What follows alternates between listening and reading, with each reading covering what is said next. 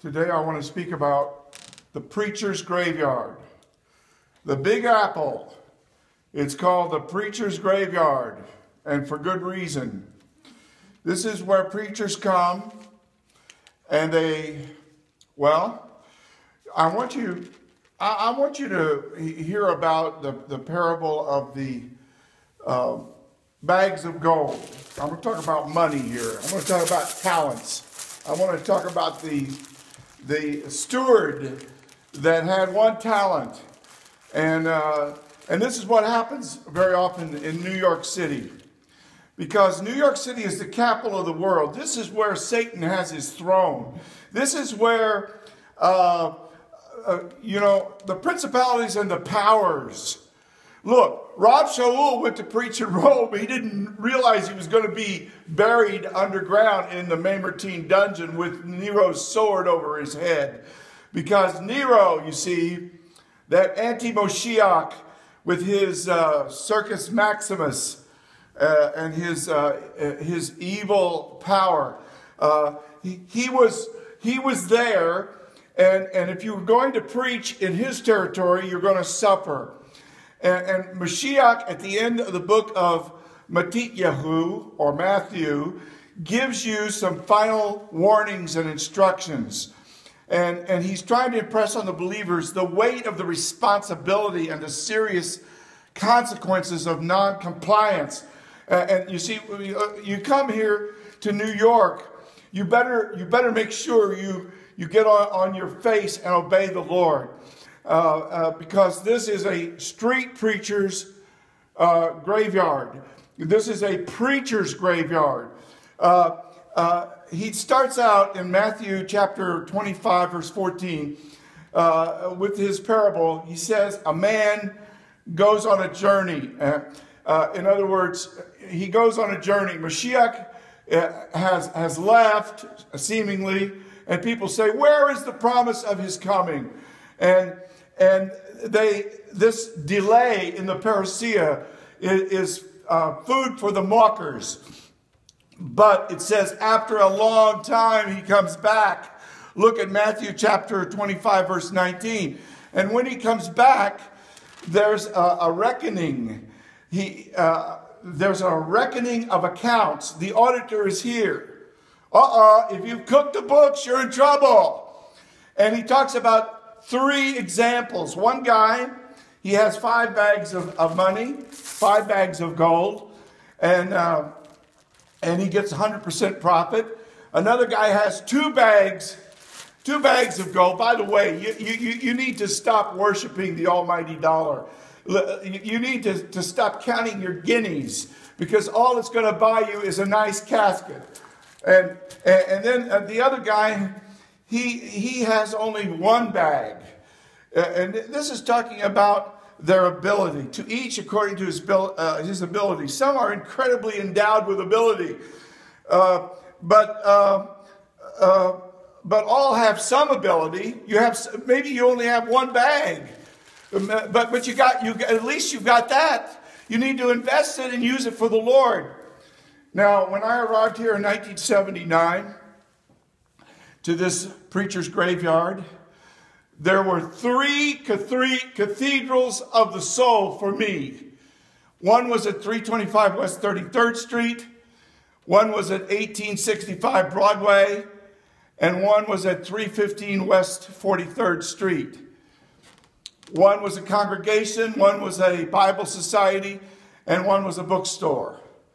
And that's where I went. I would just go so hollowed out, so weak, sleeping on the floor of my office for almost 10 years on 47th Street in Hell's Kitchen.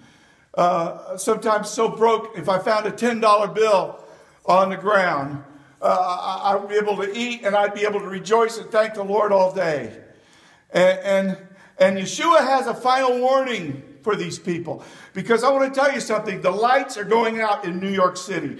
All over New York, there are crafty, greedy wolves in sheep's clothing, false shepherds coming in. They stack the congregation, they stack the board, and they whistle for the realtors, and they sell the highly valued real estate, and then the presence and the witness is dimmed out.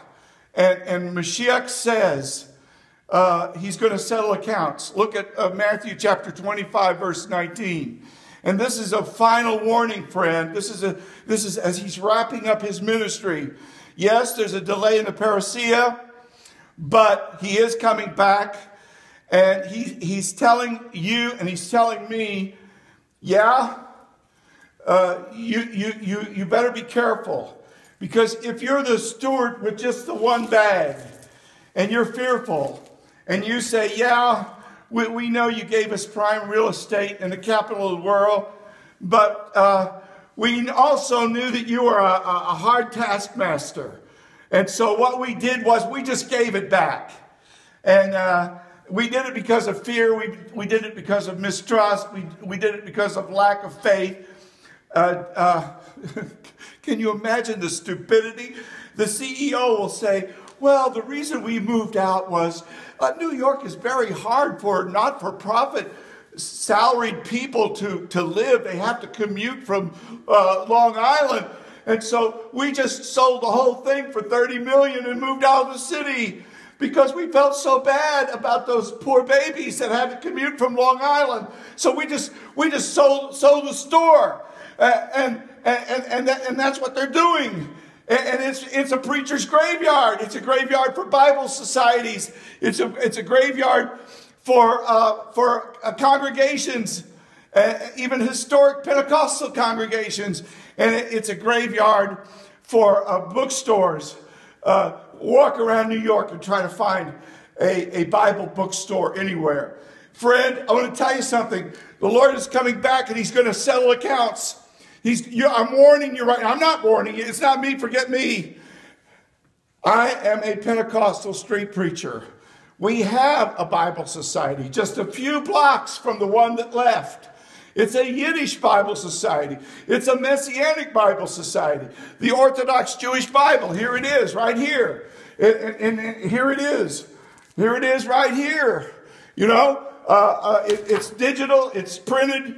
And friend, what I'm trying to tell you is Yeshua scolded these people.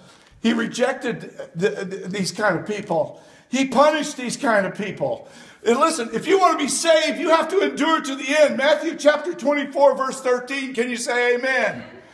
And I'm grieved. I'm grieved in the preacher's graveyard called New York City. I'm grieved. And I want to tell you, some of you rich guys out there who have your $5,000 a month coming in and your cushy little job there on the campus or wherever you are in the good old Midwest, you corn-fed fat cats. Why don't you pray about coming to New York? There was a guy named David Wilkerson who came here, and he had to sleep in his car the first night. And he had a very hard time. And there were gangs that stuck switchblades in his face. But for him, it was not a graveyard. And for you, it will not be a graveyard. If you will trust the Lord, if you will be willing to sacrifice and lay down your life. And friend, this is the capital of the world. Duh! This is the capital of the world. As the world goes, so goes as New York City goes, so goes the world. And so what I'm trying to say is, one of these days I'll be gone. But I'm praying that Artists for Israel will still be around. It'll still be in New York. There'll still be street preachers. There'll still be preachers in the homeless shelter. There'll still be people throwing Yiddish Bibles on Hasidic doorsteps. And the work will still go on in the Big Apple. In the Big Apple, in the Big Apple. And it won't be a preacher's graveyard. And may God help us in Yeshua's name. Amen.